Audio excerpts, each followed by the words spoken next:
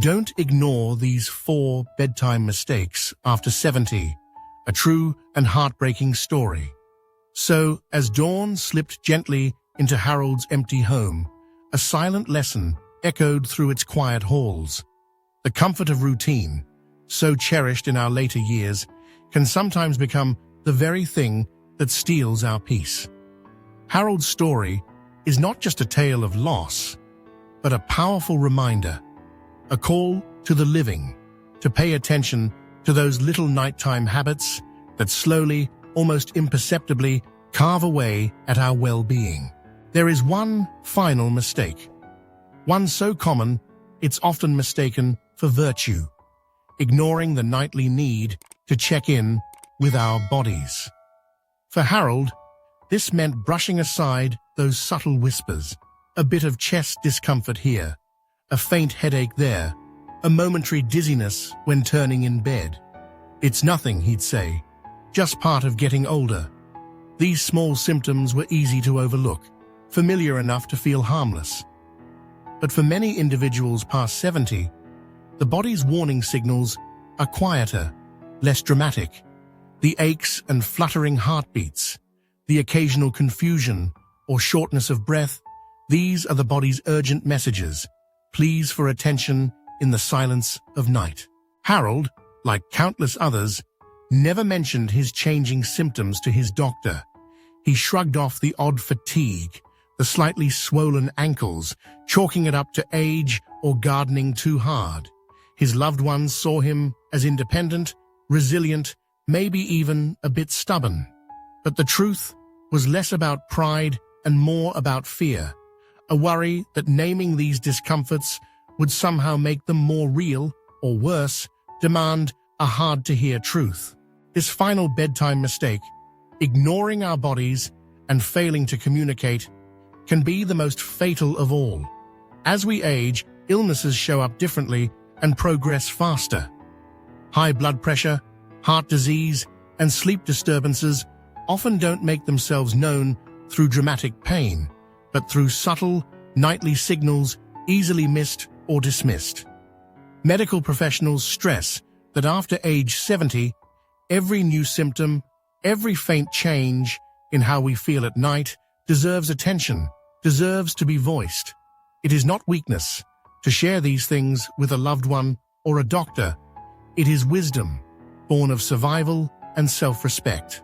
Harold's 4 mistakes, late heavy meals, evening alcohol, falling asleep with the TV on, and brushing aside small symptoms, are common threads in the fabric of many lives. Each, on their own, might seem inconsequential. Together, they can quietly strain a body until its strength gives out without warning. The heartbreak isn't only that Harold passed away too soon, but that his passing was so preventable, that the little choices we make before bed could mean the difference between rest and risk, between routine and tragedy. But his story does not have to end in sorrow. If there is a blessing in Harold's gentle passing, it's the hard truth left behind for those who loved him, and for everyone inching into their own twilight years.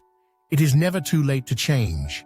Simple shifts in bedtime routines can safeguard the body and spirit, offering not just longer life, but richer, more restful nights that make joyful mornings possible.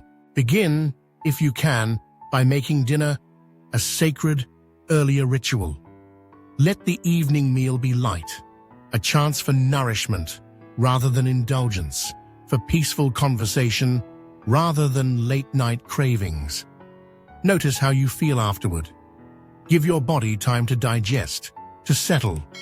Savor a cup of herbal tea well before you slip beneath the sheets, trading heavy sauces for steaming broth and sweet desserts for the comfort of a quiet kitchen.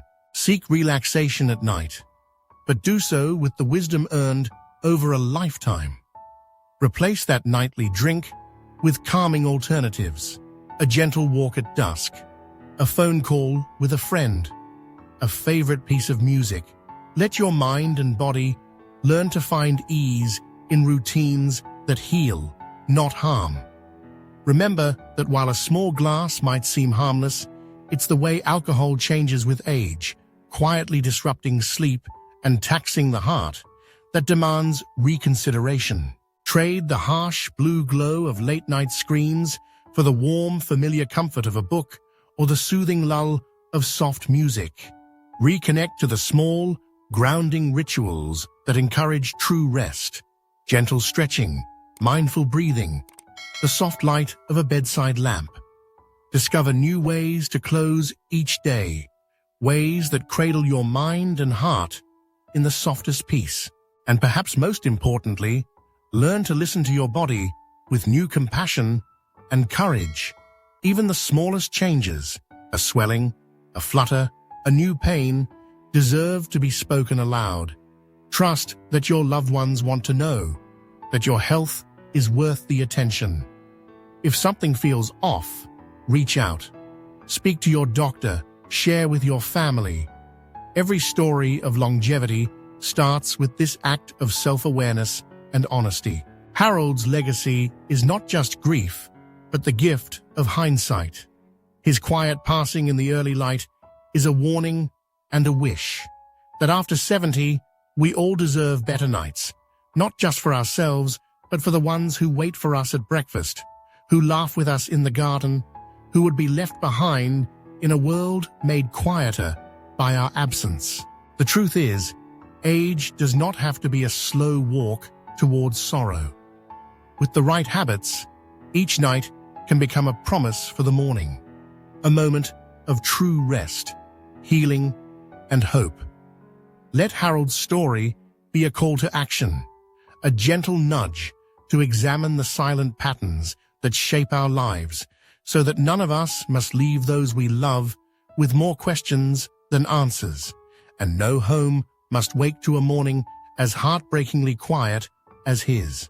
Let us all remember, it is never too late to change, never too late for better sleep, for better health, and for mornings that shine with the golden light of another chance. As we grow older, our bodies transform in ways both subtle and profound.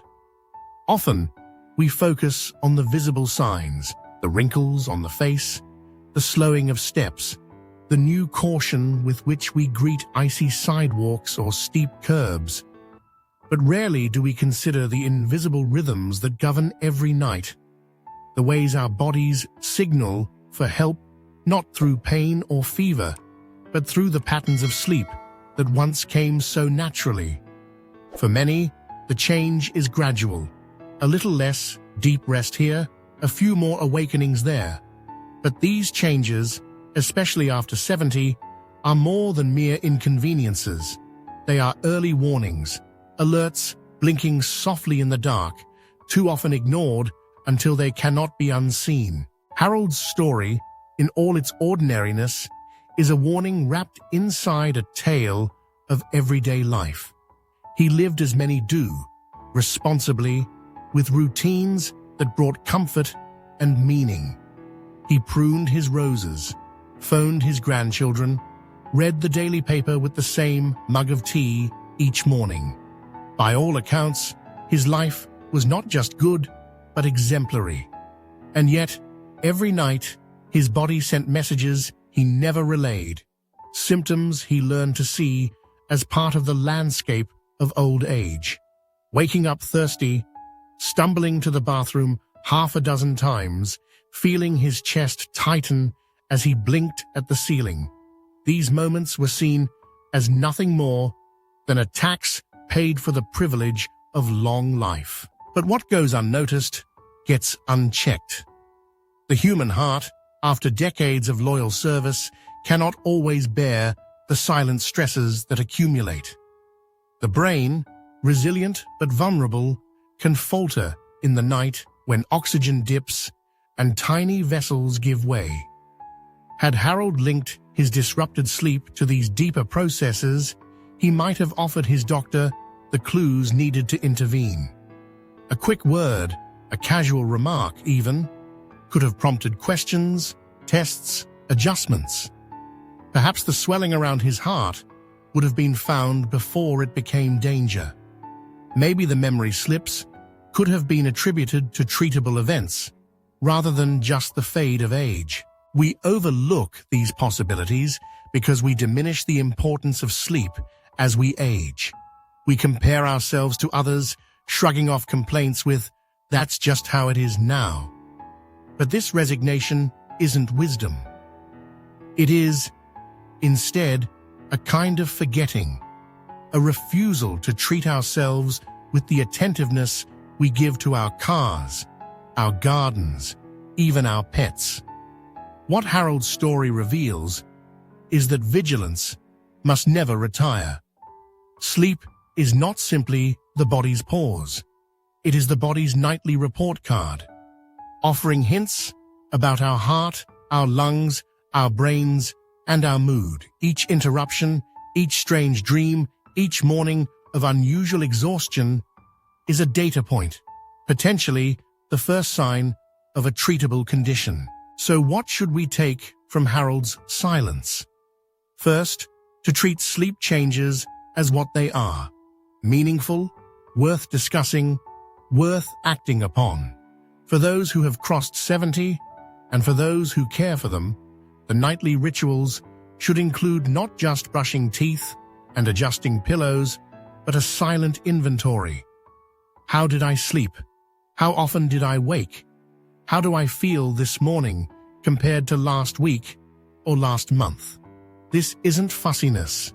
It is respect for the remarkable machine that is the human body, one that, given attention, often rewards us with more time, more clarity, more mornings. Habits are the architects of our later years. They can build bridges or dig trenches. With each day's end, we are given a fresh canvas to listen, to adapt, to choose better. As the world quiets, as darkness falls, let us not turn away from the messages born on those gentle tides of sleep. Let us let Harold's story breathe life into our own habits, that we may sleep not just peacefully, but wisely, and wake to more years filled with laughter, love, and the sharp, sweet clarity of health.